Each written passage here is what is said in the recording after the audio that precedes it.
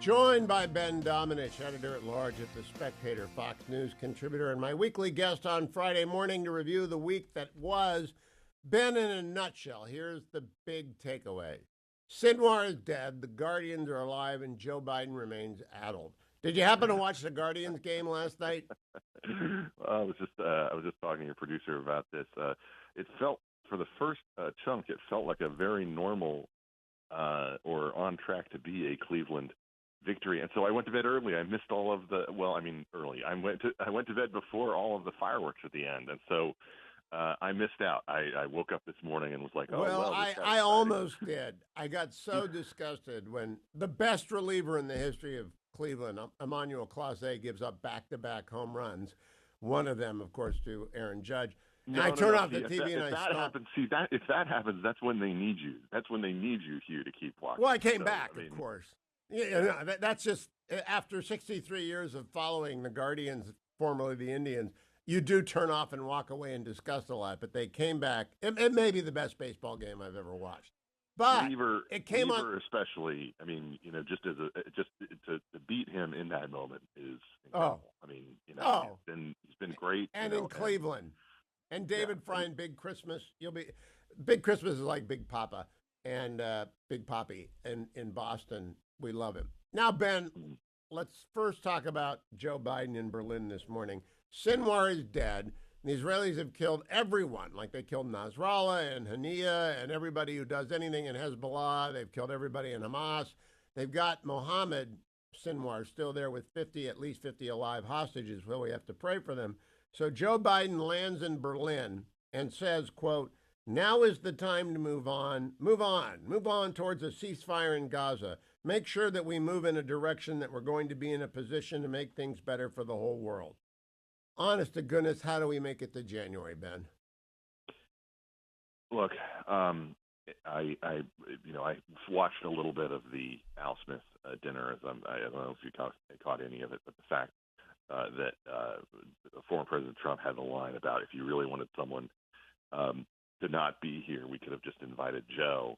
It's a very fair statement. I mean, it's not even really a joke.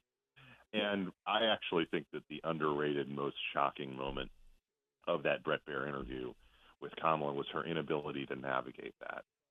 Because the real reason, of course, that she can't navigate it is because of what we see on a daily basis, on a rolling, reality show that's playing out in front of us of a president who isn't there. He's just not there mentally. He's not there in any capacity that is able to lead the free world. And I know that it's one, thing to have something like that, the theoretical idea of replacing the president of the United States with a ham and cheese sandwich. Well, America, that's what you've got right now. And ham and cheese sandwich, it turns out, is not what you want in the Oval Office, sitting at the Resolute desk when there's a lot of stuff happening in the world that could go sideways and a lot of things on fire. And the reality, Ben, for me is that I think right now Bibi Netanyahu is the leader of the West. I know some people hate him, but he has courage.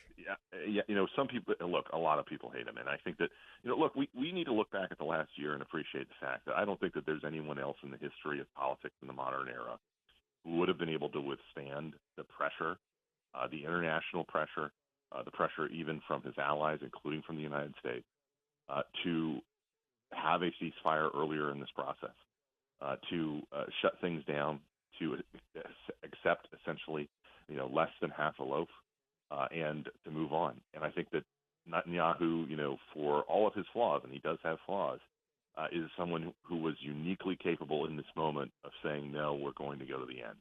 And I think that in this point, he has been completely vindicated in that. They told him not to go into Rafah, and this is what happened. And they're going to be taking a victory lap. I mean, Kamala Harris has already flip-flopped and praised this. My friend Ryan Grodowski was pointing this out on CNN last night. It's like, how quickly can she go from saying, don't you dare go into Rafah, we'll cut off aid, we'll cut off things to you, to, oh, this is great, you kill some. I'm pretty sure by the end of the day she's going to say she studied the maps and told Israel where to find him. Yes, I was in the room. I was the last in the room to make that happen. It's absolutely abhorrent the way that she and Joe Biden have played out over the course of this. And we have to respect that Bibi Netanyahu had steel in his spine to withstand all of this and to achieve something that I think many of us, even with our respect for what the Israeli military and their intelligence services are capable of, to achieve something that I think really did seem impossible on the face of it. And that's something that I think is going to result in a stronger Israel, in a more steadfast position for them, and in destroying their enemies as opposed to having to negotiate them on terms where they have to have their hands tied behind their back. And that's something it's that been I think remarkable. we Now, should Ben, here's the absolutely question. This is the big question. I'll come to the horse race after we talk about whether or not Kamala would be the most anti-Israel president in the Jewish state's history since 1947 and 48. I think unquestionably she would be, because there's not a thought in her head on Israel that isn't put there by her left-wing advisors. I think it would be a disaster for the Jewish state, and I'm appealing to my friends who are supporters of Israel, both Jewish and non-Jewish. Please vote for Donald Trump. He will be with Israel, and she will not be. Am I being alarmist, or am I right? I don't think you're being alarmist at all on that point. And I have to be, look, I don't have the level of dislike or of even, in some portions, hatred for the Cheney family that exists on the right. But I really thought that the moment that was, in terms of crossing over and endorsing her this cycle, it was really disappointing to me for a lot of reasons, but in particular because they know that she is no friend of Israel. They know that she is no friend of America's allies. And even with the personal animus and feelings about Donald Trump that exist with them, to me, that is just a hard stop no. It's a brick wall. You can't have somebody in office who is going to undermine America's greatest ally in the Middle East the way that she would and the way that she has telegraphed that she would. And look, my feeling is, combine the fact that she did this interview with Charlemagne where she talks openly about, still sticking to her 2019 commitment to have a broad-based study on a case for reparations. Combine that with her calls for ceasefire and her undermining of the Jewish state, and it's as if she's closing out her 2024 campaign with a platform written by Ta-Nehisi Coates. It's the most radical and really, it's not even progressive. It's an anti-Israel and frankly anti-American stance to take on both of those counts, and I find it just completely abhorrent. We can't. The idea. Ben, I want to interrupt for a second because my long-standing friendship with the Cheney family goes back to when I worked for Lynn at NEH in 1985. Yeah, I actually knew that you did that. Yes. Yeah, and the vice president is a friend and an advisor when I was back at the Nixon. Liz was at Nixon Foundation. Liz was a friend. I consider her a friend still, so she's very mad at me. Here's my theory. The parents are supporting the daughter. The daughter doesn't recognize the sunk costs she invested heavily in. It's the fallacy of sunk costs. And she can't be for anybody but Kamala because of what she said about Trump. So I just disregard that. I think the parents are just supporting the daughter. Fair? I don't know about the internal family dynamic. I do think that there's a sunk cost thing here. And the point is that, just let me put it this way, I think Liz is a lot smarter than Adam Kinzinger. Amen. So it's not. Liz is very smart, but she's got a lot of sunk costs here, and it's the worst thing in life not to recognize sunk costs.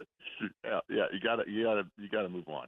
Anyway, the just to get back to the overall point, you are completely correct in saying that Kamala Harris would be the most anti-Israel president that we have elected since the existence of the state, and I think that that's something that is absolutely abhorrent. But I also think that in this moment, regardless of your opinion of how capable Joe Biden is to do the job for the next couple of months, you have to be praying and hoping that there is not something that blows up on the scene in the next 3 months that he's going to have to handle, because God help us if it does. And, we've seen some of these developments, the North Koreans aligning with Russia when it comes to North Koreans have sent 12,000 troops to Russia, yes, according to Times of Israel this morning. Yes. There is a recipe for things going even worse than they already are in the next, 90 plus days.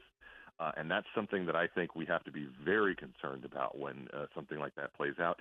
But of course, the worst case scenario is it really is Kamala who has to end up in the room making some of these decisions. And we're going to have to live with the consequences of that and deal with it. But look, I am hopeful, Hugh, that this is going to be something that is at least a learning experience for some people in politics, including some people on the right, by the way, who were hesitant about what Stay on that point. We're going to talk during the break. Ben's coming back after the break. I am back with Ben Domenech. Ben, right now, the RCP average has Donald Trump winning all of the swing states. So I'm getting that 2012 feeling, which makes me worried. It makes me feel like I felt when Clauset came in last night in the 7th and gave up 2 home runs, which is whenever I'm feeling good, things go bad. A, what do you think about the race? And B, what do you make of people saying that Kamala's sit down with Bret Baier was other than a catastrophe for her? Well, you and me both, because the presidential election that I called wrong, I've called them pretty consistently right, was 12, because I thought that it was going to win. And so I think that one of these things that, we have in the back of our heads as people who've lived the experience is, okay, this feels a little too safe to be confident. And I think when you look at that interview and when you look at the approach that she had to it, I really think it was a mistake. And the takeaway that I had was, why agree to do this if you're not going to try to use it to win more votes? Because from my perspective, what she did was she went into the Fox, situation with the attitude of, I'm going to gin up support online and from my base by being combative and by sticking to my talking points and by not giving an inch and not really saying anything different than I have been saying. I'm going to stick to everything that I've been saying. I'm not going to have anything new. And that is, to me, completely the wrong approach. It was malpractice. Do you think they bet on the fact that Bret Baier is the nicest guy in broadcast? And I say that Bret's kind of a friend, but I'm not a Fox News contributor. You are. I only work with Bret a couple of times a month. He's a velvet hammer, though. I mean, like he's nice, but he'll ask a tough question. And I think that, he did frame some of these questions in a way that I think was a little more confrontational than she would have gotten, from a different interviewer. But one of the things that I think she could have done in that moment is to go in saying, I'm going to say 2 or 3 things differently than I've been saying them. And I'm going to pick in advance what those things are, because the questions are going to be predictable. They're going to ask me about immigration. They're going to ask me about the economy. They're going to ask me about Joe Biden. And I'm going to say things that are a little bit different because the audience that I have is a little bit different. And what I'm going to try to do in this interview is to get a handful of those voters in a swing state like Pennsylvania, like Georgia, to say, you know what, I was leaning toward Trump, but actually she's okay. And that, to me, is something that she could have done with a couple of different steps. And one of them, I really don't know why she hasn't done this, Hugh.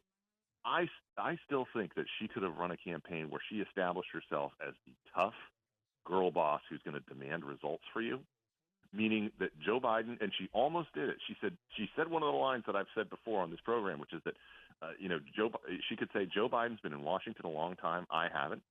He has a lot of loyalty to people that I think is, admirable as a trait generally. But when they don't get the job done, I'm going to demand results. And we didn't get the job done when it came to the border and security and demanding that we vet these people. Lean into what Bill Clinton said about the Laken Riley situation. Say, we actually need to demand that the people who come in, we know who they are, and we keep criminals who are going to kill people out, and we do everything that we can to make our border secure. And I commit to the American people that under my presidency, that border will be secure. Instead, that would have been great. Ben, can you stick one more segment? Because it's actually 2 more segments. I want to talk to you about my pet theory about why she did so poorly with Bret Baier. Part of it is that she was counting on Bret to go soft at the beginning and get increasingly firm, as is my case when I have unlimited time. But they screwed it up. Her staff screwed it up by trying to screw Bret.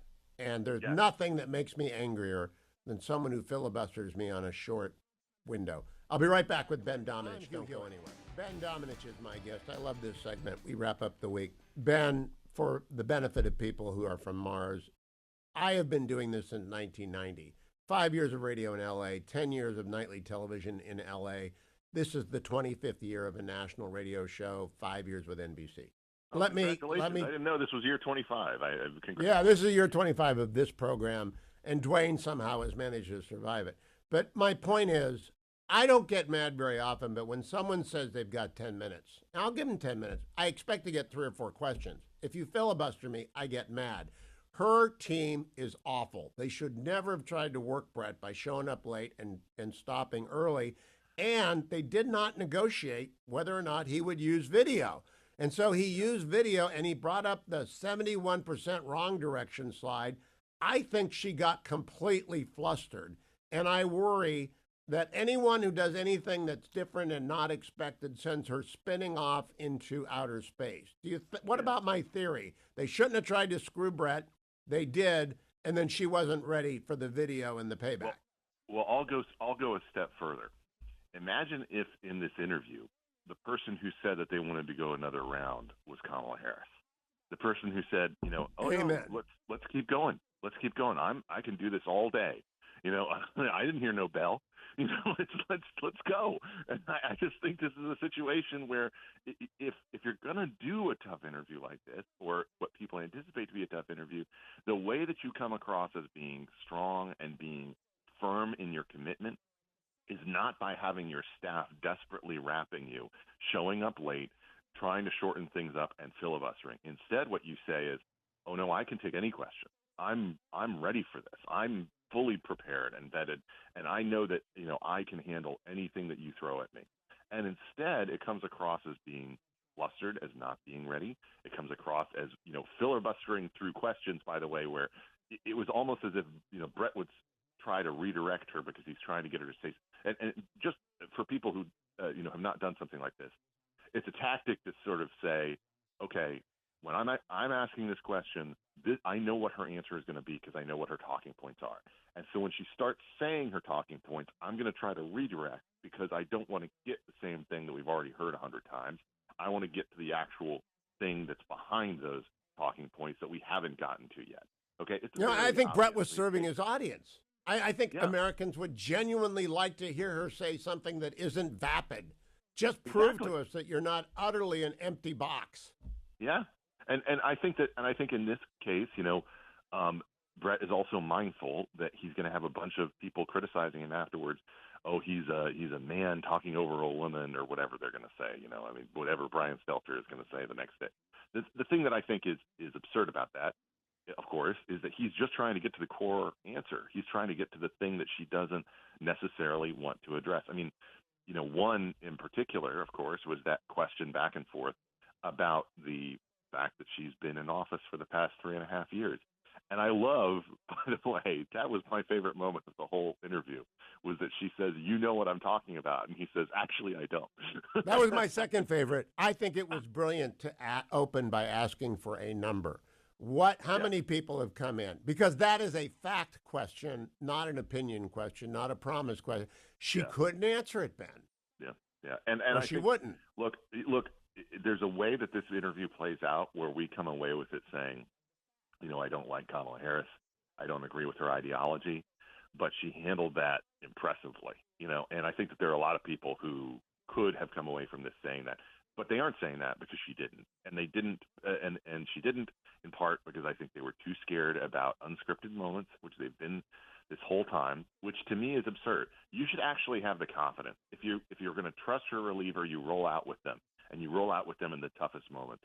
And the simple fact that they don't do that they don't trust her in those moments, to me, that's an indictment of this whole effort, an indictment of this whole campaign. They do not trust her to handle herself with Bret Baier. What is she going to be like when she's sitting across from Vladimir Putin, when she's sitting across from Xi?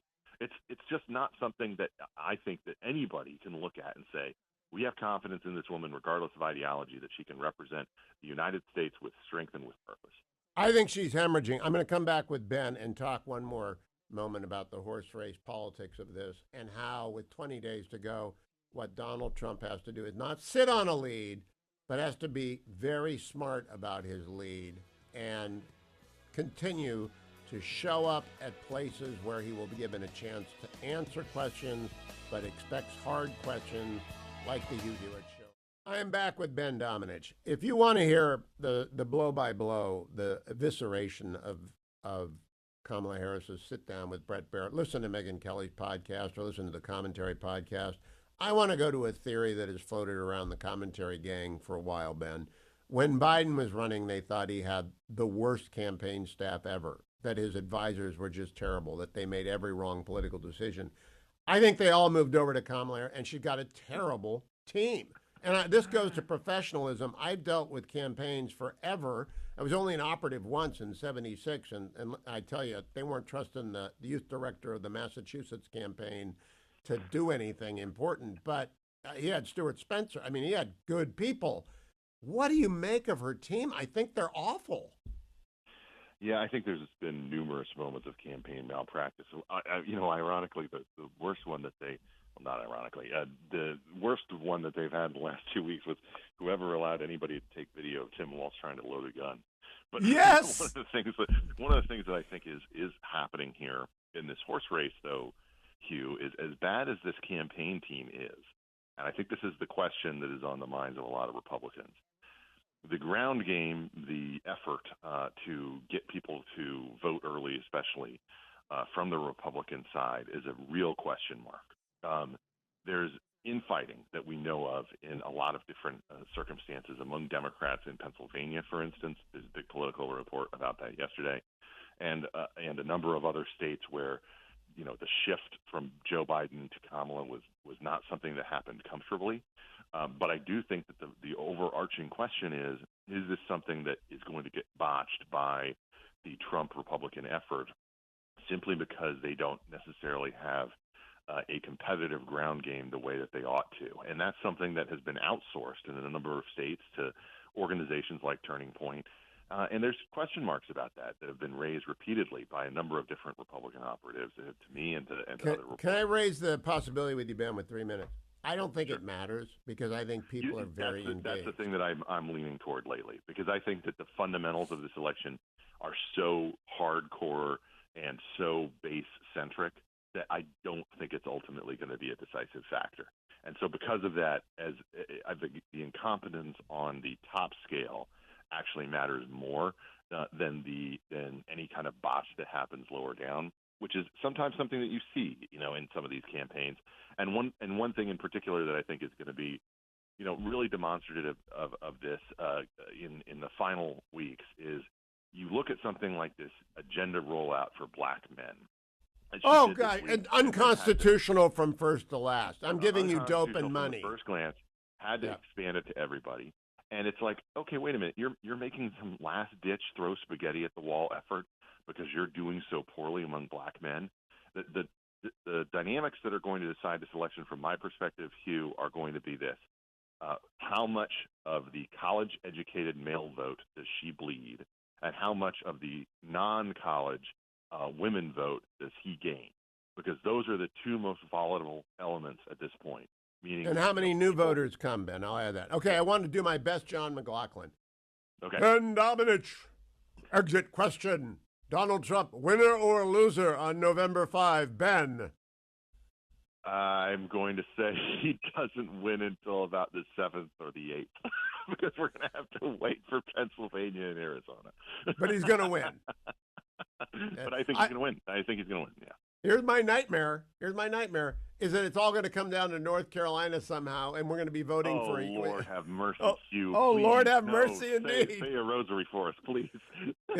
We are running a relief campaign, and my audience is very generous in trying to get help there. But my goodness, it's a mess. And their turnout yesterday in Winston-Salem, where my son's father-in-law lives, was out the door with early voting. And I think mountain folk and folks from Asheville can vote anywhere they want in North Carolina.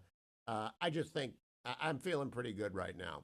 We'll check back in next Friday, Ben. I think he's going to win. I just think it's going to take a couple days. I do not think it's going to be an early night, unfortunately. For the other commentators, at 5 a.m. the next morning. Need their Red Bull supply.